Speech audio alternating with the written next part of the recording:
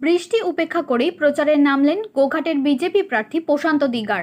রবিবার সকাল থেকে আরামবাগ মহকুমা জুড়ে টানা বৃষ্টি হলেও তা তাঁর প্রচারে বাধা হয়ে দাঁড়াতে পারেনি। এদিন গোঘাটের বালি নতুন বাজার এলাকায় কর্মী সমর্থকদের নিয়ে জোর কদমে প্রচার চালান তিনি। প্রচারে বেরিয়ে তৃণমূল কংগ্রেসকে তীব্র ভাষায় আক্রমণ করে প্রশান্ত দিগার বলেন, এখনো পর্যন্ত তৃণমূলের এক দুটি দলীয় কার্যালয় খোলা রয়েছে, তবে আগামী ৪ঠা মের পর রাজ্যের কোথাও তৃণমূলের কার্যালয় খোলা থাকবে না। তিনি আরও দাবি করেন, ভোটের ফল প্রকাশের পর রাজ্যের বড় পরিবর্তন আসতে চলেছে। এছাড়াও মুখ্যমন্ত্রীকে কটাক্ষ করে তিনি বলেন, ৪ তারিখের পর মুখ্যমন্ত্রী আর এই রাজ্যে থাকবেন না, অন্য দেশে চলে যাবেন। তার এই মন্তব্য ঘিরে ইতিমধ্যেই রাজনৈতিক মহলে জোর চর্চা শুরু হয়েছে।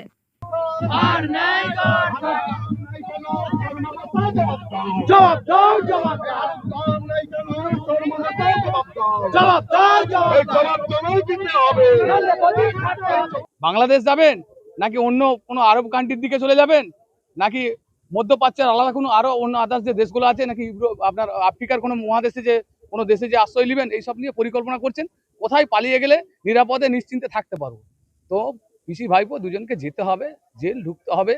ওনাদের পাপ যা আছে, ওনাদের কর্ম যা আছে, কর্মফলের বিচার তো হবে। এই তো ভগবানের নিয়ম, তো কিছু করার নাই। মানুষ আমরা তো নিমিত্ত মাত্র।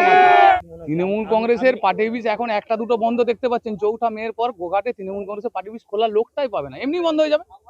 পার্টির যদি দলীয় কর্মী না থাকে, সমর্থক যদি না থাকে, পার্টি অফিসটা কে খুলবে?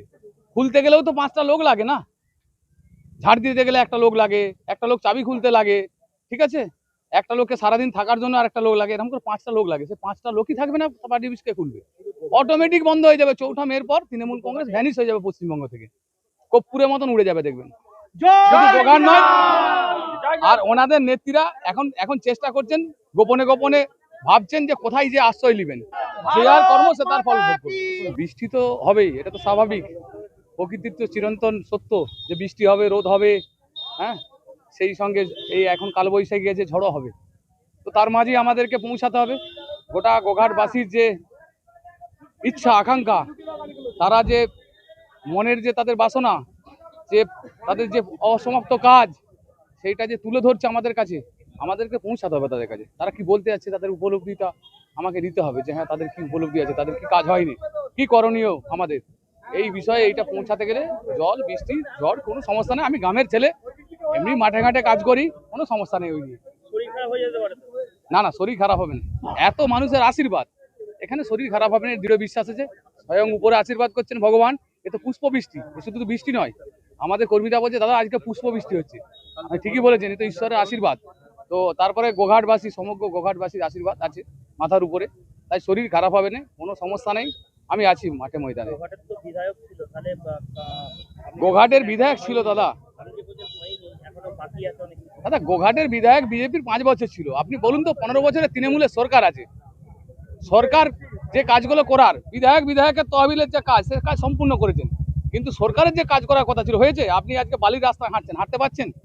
আপনাকে পেছন দিকে শুধু তাকাতে হচ্ছে, রাস্তায় পড়ে যাবো নাকি, গর্তে আছে নাকি? তো এই তো পরিস্থিতি এরকম। কালীপুর থেকে বালিদিনগঞ্জ আসতে আপনার 1.5 ঘন্টা সময় লাগছে। উন্নয়ন হয়েছে? হয়নি।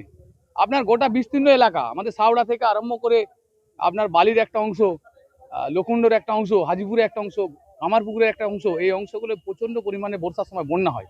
বন্যার জন্য নির্দিষ্ট কোনো কিছু কাজ হয়েছে, পরিকল্পনা আছে? কিচ্ছু পরিকল্পনা নেই। বাঁধগুলো পাকার হয়নি, অনেক জায়গায় বীজের সমস্যা আছে, রাস্তা সেভাবে পরিকাঠামো নেই, পানীয় জলের ব্যবস্থা নেই। সমগ্র গোঘাট তো ফেলিওর। আজকে তৃণমূল কংগ্রেসের রাজত্বে 15 বছরে গোঘাটকে একটা বঞ্চিত বিধানসভায় পরিণত করে রেখেছে। তো যাই হোক, আমরা এটুকু আশ্বস্ত করতে পারি গোঘাটবাসীকে যে গোঘাটে যে মানুষের চির আকাঙ্ক্ষিত যে সমস্ত বিষয়গুলো আছে, সেগুলো তুলে ধরবো আমি বিধানসভাতে, এবং গোঘাটকে একটা মডেল বিধানসভায় পরিণত করব। পশ্চিমবঙ্গের প্রথম সারির বিধানসভার মধ্যে গোঘাট একটা সেই বিধানসভা হবে। কারণ এই গোঘাটের মাটিতেই ঠাকুর শ্রী রামকৃষ্ণ দেবের জন্মস্থান আছে। কামারপুকুর আমাদের একটা প্রাণকেন্দ্র আছে, কামারপুকুরকে নিয়ে পরিকল্পনা আছে। সমগ্র গোঘাটের 16টি অঞ্চলকে নিয়ে আমাদের নির্দিষ্ট আলাদা আলাদা করে পরিকল্পনা আছে। সেই পরিকল্পনা বাস্তবায়িত হবে ভবিষ্যতে বিজেপি সরকারে আসার সাথে সাথে। তো দৃঢ় বিশ্বাস আছে গোঘাটের মানুষ এইবারে বিজেপির পক্ষে রায় দিবে। বিপুল ভোটে বিজেপি প্রার্থী হিসেবে আমাকে জিতাবে এই বিশ্বাস আমার গোঘাটের মানুষের উপর।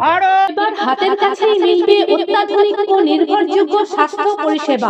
আরামবাগ, খানাকুল ও পরশুরা থানা এলাকার মানুষদের জন্য এক বড় সুখবর। খানাকুলের সেকেন্দারপুরে গড়ে উঠেছে একটি আধুনিক ও সুসজ্জিত nursing home, Lifeline Health Care. Director Sanjay Palu. এই নার্সিং হোমে রয়েছে 24 ঘন্টা রোগী দেখানোর ও ভর্তি করার সুব্যবস্থা। সঙ্গে রয়েছে বিনামূল্যে অ্যাম্বুলেন্স পরিষেবা। অভিজ্ঞ পরিষেবা ও যত্নশীল ব্যবস্থাপনায় আপনার সুস্থতার নির্ভরযোগ্য ঠিকানা লাইফলাইন হেলথ কেয়ার। যোগাযোগ 9735481158 7432984404।